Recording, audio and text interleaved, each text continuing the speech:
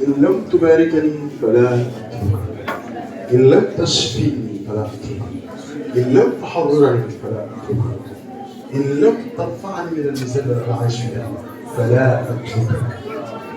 عايزك تتحدى الرب الليلة، تقول يا رب إنه أنا عايز ألتمس وجهك في اسم يسوع، أنا عايز ألتمس بنار حبك، أنا عايز ألتمس بقوة حضورك، عايز ألتمس بنار حضورك.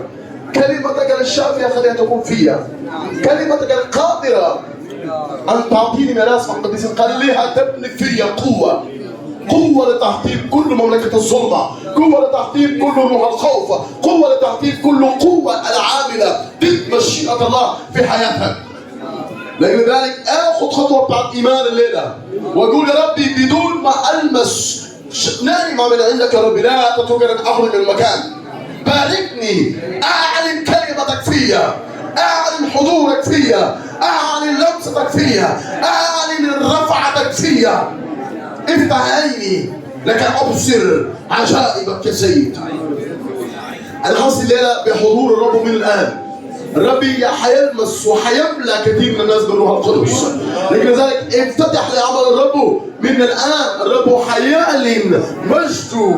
الآن مجد الرب عليك يرى. الآن مجد الرب عليك يرى. الآن مجد الرب عليك يرى. سكيب من الروح القدس باسم الرب يسوع، سكيب من الروح القدس باسم الرب يسوع على كل انسان موجود في هذا الاجتماع. يعني يسكب عليك قوة العلية باسم الرب يسوع. ياخذ من باطن بداية انهار ما حي يتمثلون بقوة الروح القدس باسم الرب يسوع.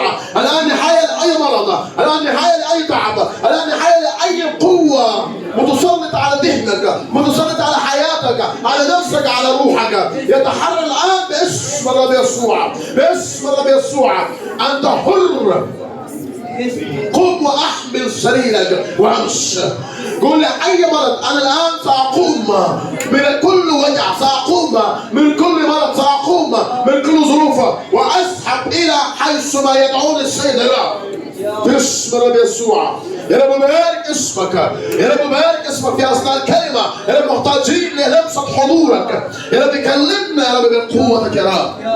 كلمتك يا رب وصوتك قويه بتحطم كل صخر يا سيدي. وبارك شخصك يا رب لانك صالح. مجد فداك يسوع، لك كل المجد. شعب الرب يقول امين.